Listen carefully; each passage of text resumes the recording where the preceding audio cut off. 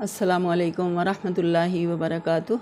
نحمدہ و نصلی علی رسولہ الکریم، اما بعد، فاعوذ باللہ من الشیطان الرجیم، بسم اللہ الرحمن الرحیم۔ رب اشرح لی صدری ویسر لی امری واحلل عقدۃ من لسانی یفقہوا قولی۔ رب زدنی علما، رب زدنی علما، رب زدنی علما، رب یسر ولا تعسر وتمم بالخیر۔ اللہم افتح علینا حکمتک وانشر علینا رحمتک یا ذا الجلال والاکرام۔ رب اغفر وارحم وانت خیر الراحمین، رب ارحمہما کما ربیانی صغیرا۔ اللہم فقہنا فی الدین، یا مقلب القلوب ثبت قلبی علی دینک، یا مصرف القلوب صرف قلبی علی طاعتک۔ اللہم الہمنی رشدی واعذنی من شر نفسی۔ اللہم انی اسألک الہدی والتقی والعفاف والغنی۔ رب اغفر وارحم وانت خیر الراحمین۔ ربنا آتنا من لدنک رحمۃ وہیئ لنا من امرنا رشدا۔ اللہم لا سہل الا ما جعلتہ سہلا وانت تجعل الحزن سہلا اذا شئت۔ ہم اللہ تعالیٰ سے دعا کرتے ہیں کہ اے باری تعالیٰ، جو دعائیں ہم نے مانگی اسے ہمارے حق میں قبول فرما، اور ہمارے منہ سے حق کے سوا کوئی بات نہ نکلے۔ اے اللہ، تو ہماری دلوں کی بھی حفاظت فرما، ہماری زبان کی حفاظت فرما۔ کوئی ایسی لغزش زبان سے نہ ہو جس سے ہمارے اللہ ناراض ہو۔ اے اللہ، تو ہمیں اپنی اطاعت پہ جما دے، اطاعت کے کاموں پہ جما دے، ہم سے اپنے دین کا بہترین کام لے لے۔ پچھلا لیسن ہم نے آیت نمبر 36 تک کیا تھا، اور اس میں ہم نے پڑھا تھا کہ اللہ تعالیٰ نے جب شیطان نے ان کو بہکایا اور جنت سے نکال دیا، تو پھر اللہ تعالیٰ نے کیا حکم دیا تھا کہ تم میں سے بعض کے دشمن ہیں، اور تم دونوں ایک دوسرے کے دشمن ہو۔ تمہارے لیے زمین میں کچھ عرصے کے لیے ٹھکانا ہے اور وہاں فائدہ اٹھانا ہے، ایک مدت تک فائدہ اٹھانا ہے، کہ جب تک انسان کی زندگی ہے وہ اس وقت تک اس سے فائدہ اٹھا سکتا ہے۔ انسان کا دشمن شیطان، یہ بات تو آرام سے سمجھ میں آ جاتی ہے کہ شیطان انسان کو بھلائی کے راستے سے، حق کے راستے سے، صراط مستقیم سے، اللہ کے پسندیدہ کاموں سے، احکامات سے روکنے کی پوری سر توڑ کوشش کرتا ہے۔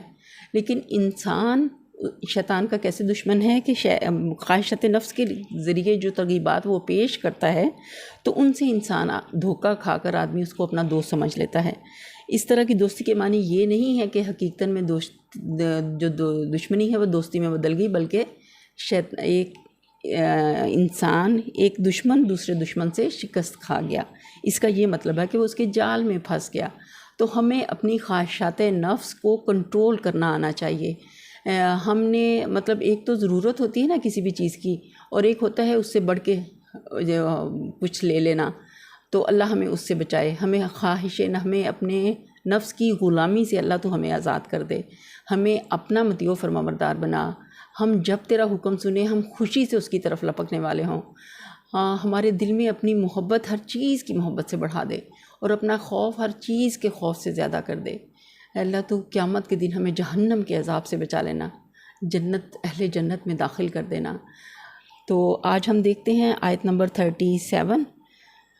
اعوذ باللہ من الشیطان الرجیم، میں پناہ مانگتی ہوں اللہ کی شیطان مردود سے۔ بسم اللہ الرحمن الرحیم۔ شروع اللہ کے نام سے جو بڑا مہربان نہایت رحم کرنے والا ہے۔ فتلقى آدم من ربه كلمات فتاب عليه إنه هو التواب الرحیم۔ اس وقت آدم نے اپنے رب سے چند کلمات سیکھ کر توبہ کی، جس کو اس کے رب نے قبول کر لیا، کیونکہ وہ بڑا معاف کرنے والا، رحم فرمانے والا ہے۔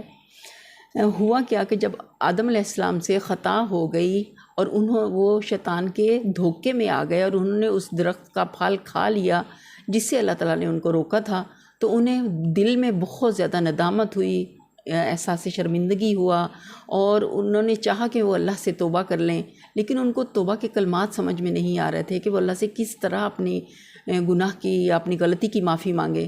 تو اللہ تعالیٰ نے ان کی اس دلی کیفیت کو بھانپتے ہوئے اللہ نے ان کو وہ کلمات سکھا دیے۔ وہ بڑی اچھی دعا ہے جو اس وقت میں آدم علیہ السلام نے اللہ تعالیٰ سے کی، ربنا ظلمنا انفسنا وان لم تغفر لنا وترحمنا لنکونن من الخاسرین، کہ اللہ ہم نے اپنی جانوں پر ظلم کیا، اگر تو نے ہمیں معاف نہ کیا تو ہم خسارہ پانے والوں میں سے ہو جائیں گے۔ آدم علیہ السلام ابو البشر ہیں، تمام انسانوں کے باپ۔ اللہ تعالیٰ نے آدم علیہ السلام کو 4 چیزوں میں فضیلت دی کہ ان کو اپنے دونوں ہاتھوں سے بنایا، پھر اس میں اپنی روح پھونکی، پھر علم کی بنا پر فرشتوں سے سجدہ کروایا۔ وہ تعظیمی سجدہ تھا، جیسے پہلی امتوں میں تعظیمی سجدہ جائز تھا، لیکن نبی صلی اللہ علیہ وسلم کی امت کے لیے اس کو بھی منع کر دیا گیا۔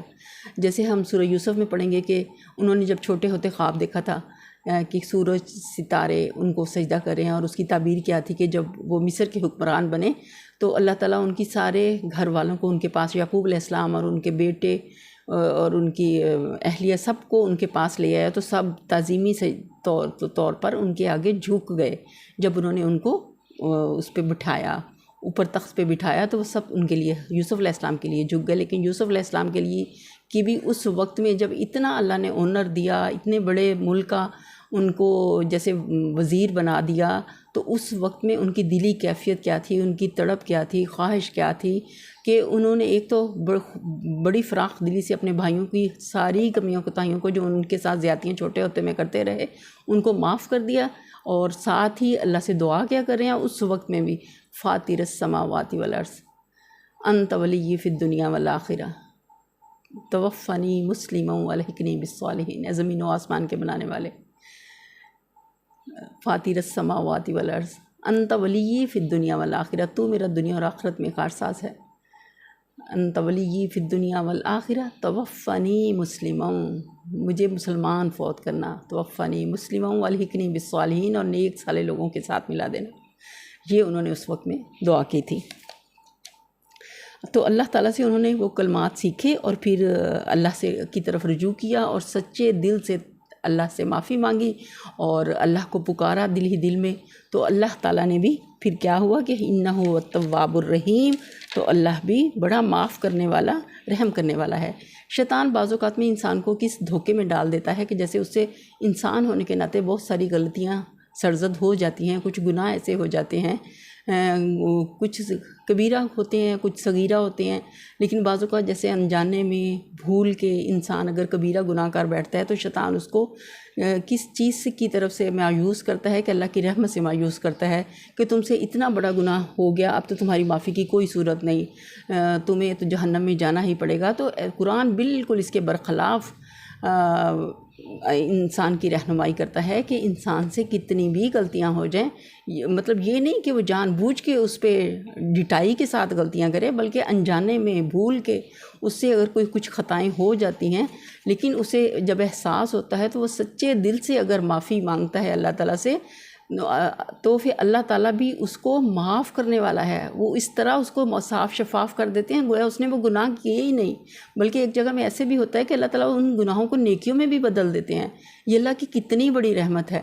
شیطان نے جب اللہ سے کہا تھا نا کہ میں انسان کو اس کی آرزوؤں سے بہکاؤں گا اور تیرے راستے سے ہٹاؤں گا، ان کے دلوں میں لمبی لمبی امیدیں ڈالوں گا، اور دائیں سے بائیں سے آگے سے پیچھے سے ہر طرف سے آؤں گا، لیکن اس نے نہ تو اوپر کا نام لیا اور نہ نیچے کا، کہ نیچے زمین میں انسان سجدہ کرتا ہے اور اوپر اللہ کی ذات ہے جو اس کو پورا پروٹیکٹ کرتی ہے انسان کو۔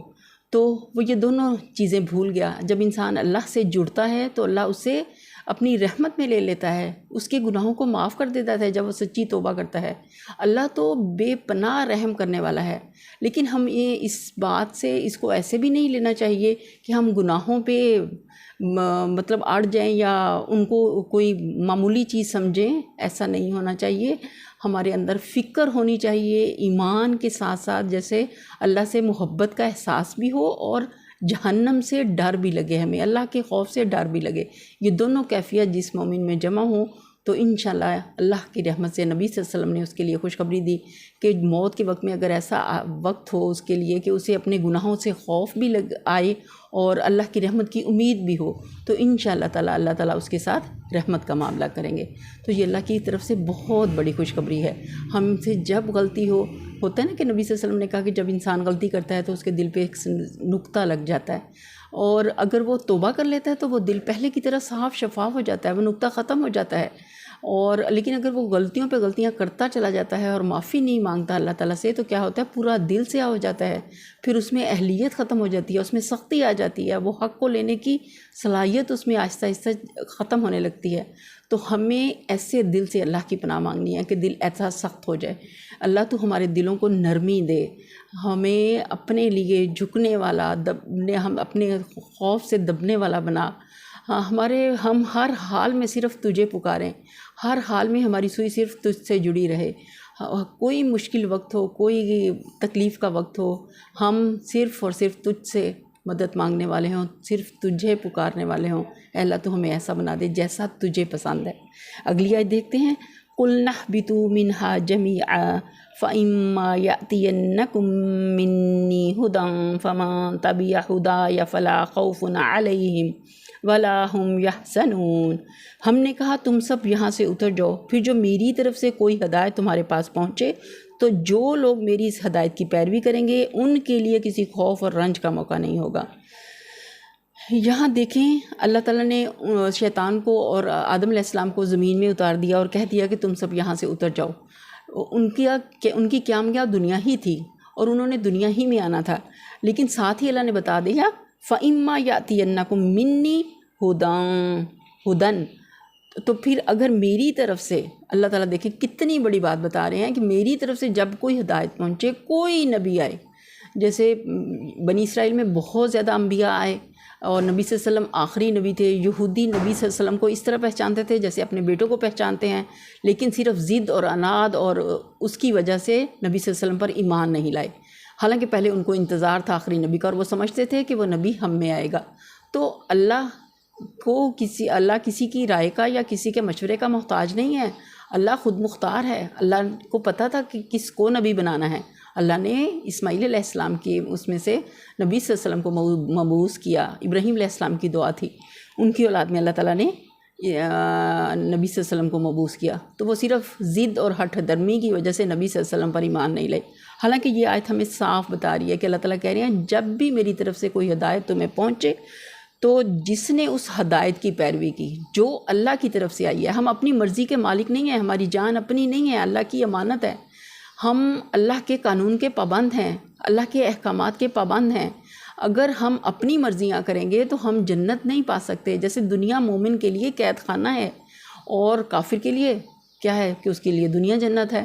مومن کا روزہ ہے، اس کی افطار کہاں ہوگی؟ جنت میں۔ جس طرح روزے میں ہم حلال سے بچتے ہیں، اسی طرح ہمیں اپنی زندگی میں ہر اس کام سے بچنا ہے، ہر اس سے اپنے آپ کو، اپنے نفس کو رو کے رکھنا ہے جس کو اللہ نے ہمارے لیے منع کیا، جس سے اللہ نے ہمیں روکا، ہمیں بھی اس سے رکنا ہے اور اپنے نفس کو اس کا پابند کرنا ہے۔ ہمیں اپنے نفس کے خلاف جا کے اللہ کی عبادت میں اس کو لگانا ہے، اللہ کی اطاعت میں اس کو دینا ہے۔ تو باری تعالیٰ تو ہمیں ایسا بنا دے، ہم اپنے دلوں کو خالصتاً ہر چیز سے ہٹ کے صرف اور صرف تیری رضا کے لیے ہر کام کرنے والے ہوں۔ ہماری نیتوں میں اخلاص دے دے، ہمارے عمل میں اخلاص دے دے، ہمیں ہر حال میں صرف اپنے سے جوڑ لے۔ سارے کمزور سہارے ہیں باری تعالیٰ، ہم جانتے ہیں وہ کچھ بھی کرنے کے قابل نہیں ہیں، کچھ نہیں کر سکتے۔ کوئی انسان بھی اگر کسی کی مدد کرتا ہے تو وہ خیال بھی اللہ تو ہی اس کے دل میں ڈالتا ہے، جس کی وجہ سے وہ دوسرے پر رحم کرتا ہے۔ تو اللہ تعالیٰ نے بتا دیا پھر اس کے لیے نہ کوئی خوف ہوگا نہ وہ غمگین ہوں گے کہ قیامت کا دن کتنا شدید ہوگا، کہ اس کی شدت سے ہر کوئی کانپ رہا ہوگا، سورج سوا نیزے پہ ہوگا، زمین انگارے کی طرح دہک رہی ہوگی، لیکن فرشتے جو ہمارے ساتھ ہوتے ہیں، جو نیک لوگ ہوتے ہیں، وہ وہاں ان کو تسلی دیں گے کہ تم غم نہ کرو، تم گھبراؤ نہیں، اللہ تمہارے ساتھ رحمت کا معاملہ کریں گے۔ تو یہ اس وقت میں کتنی بڑی خوشخبری ہوگی جو مومن کو ملے گی، کہ جیسے ایک مثال کے طور پہ ماں اگر ایک بچے پہ، کوئی بچہ غلطی کرتا ہے اور اس کے اوپر ماں اسے ڈانٹ رہی ہوتی ہے تو دوسرے بچے بھی دبک کے بیٹھ جاتے ہیں نا کہ کہیں ہمارے بھی شامت نہ آ جائے۔ تو بالکل اسی طرح انسان اللہ کے خوف سے ڈر رہے ہوں گے حشر کے میدان میں، تو فرشتے ان کو، جو نیک لوگ ہوں گے، ان کو کہیں گے کہ تم نہ ڈرو، تمہیں کوئی خوف اور تمہیں کوئی غم نہیں ہوگا، اللہ اپنی رحمت سے انشاءاللہ ڈھانپ لیں گے۔ تو یہ بہت بڑی خوشخبری ہے۔ آخری آیت دیکھتے ہیں رکوع نمبر 4 کی۔ والذین کفروا وکذبوا بآیاتنا اولئک اصحاب النار ہم فیہا خالدون، اور جو اس کو قبول کرنے سے انکار کریں گے اور ہماری آیات کو جھٹلائیں گے وہ آگ میں جانے والے ہیں جہاں وہ ہمیشہ رہیں گے۔ پہلے اللہ نے بتا دیا کہ جو میری احکامات کے میری طرف سے جو ہدایت آئے گی اس کی پیروی کریں گے ان کے لیے جنت ہے، اور جنہوں نے انکار کیا اور اللہ کی آیات کو جھٹلایا۔ آیات کیا ہیں؟ نشانیاں جو نبی صلی اللہ علیہ وسلم کو معجزات دیے گئے یا ویسے پہلے انبیاء کو معجزات دیے گئے وہ بھی اللہ کی نشانیاں ہیں۔ زمین و آسمان میں بکھری پڑی ہیں، ہر چیز ہمیں بتا رہی ہے۔ اب مطلب ہم اس کو دیکھ کے ضرور سوچتے ہیں کہ یہ اللہ ہی کی کاریگری ہے۔ آسمان میں چاند ستارے کیسے رات کی اندھیروں میں جیسے ہم دیکھتے ہیں، زمین کتنی سخت ہوتی ہے لیکن اس میں سے بیج ایک نرم سا بے جان بیج ہم اس میں ڈالتے ہیں تو وہ کیسی نرم کومپل زمین کے اندر سے نکل آتی ہے۔ یہ ساری اللہ ہی کی نشانیاں ہیں۔ ہر چیز اس حقیقت کی طرف اشارہ کری ہے جو اس ظاہری پردے کے پیچھے مستور ہے۔ کہیں ان کو معجزات کہا گیا جو انبیاء علیہ السلام لے کر آئے، کیونکہ یہ معجزے دراصل اس بات کی علامت ہوتے تھے کہ یہ لوگ فرما روائے کائنات کے نمائندے ہیں۔ کہیں کتاب اللہ کے فکروں کو آیات کہا گیا کیونکہ وہ نہ صرف حق اور صداقت کی طرف رہنمائی کرتے ہیں بلکہ فی الحقیقت اللہ ہی کی طرف سے جو بھی کتاب آتی ہے اس کے محض مضامین ہی نہیں، اس کے الفاظ، انداز بیاں اور طرز عبادت تک میں اس کے جلیل القدر مصنف کی شخصیت کے آثار نمایاں طور پر محسوس ہوتے ہیں۔ اور پھر اللہ نے بتا دیا کہ جو آگ میں جانے والے ہیں وہ ہمیشہ خالدون، وہ ہمیشہ رہیں گے، ہمیشہ ہمیشہ۔ دیکھیں جہنم کی آگ کتنی شدید ہے، جس کو 3000 سال جلایا گیا، جو دنیا کی آگ سے 69 درجے زیادہ ہے، گرم ہے۔ ہم تو دنیا کی آگ کو بھی برداشت نہیں کر سکتے، جون جولائی کی گرمی برداشت نہیں ہوتی، ہم کبھی سوچ نہیں سکتے کہ ہم چولہے کے اوپر ہاتھ رکھیں اور ہمیں کچھ فیل نہ ہو، تو کہاں مستقل آگ میں جلنا، شدت کی پیاس، اور کھانے کو کیا دیا جائے گا؟ زقوم کا درخت، اور پینے کے لیے پس اور پیپ جو جہنمیوں کے جسموں سے نکلے گی۔ اے باری تعالیٰ تو ہمیں اس سے محفوظ فرما، ہمیں جہنم کی آگ سے بچا، ہمیں جنت کے وارثین میں شامل فرما۔ ہم تجھ سے دعا کرتے ہیں اللہ تو ہمیں ضائع ہونے سے بچا، تو ہمیں اپنے پسندیدہ بندے بنا لے، اپنے پسندیدہ بندوں میں شامل کر لے۔ اے اللہ تو ہم سے راضی ہو جا۔ یہیں پر ہم اپنی لیسن کا اختتام کرتے ہیں۔ سبحانک اللہم و بحمدک نشہد ان لا الہ الا انت نستغفرک و نتوب الیک۔ سبحان ربک رب العزت عما یصفون وسلام علی المرسلین والحمد للہ رب العالمین۔ آمین ثم آمین یا رب العالمین۔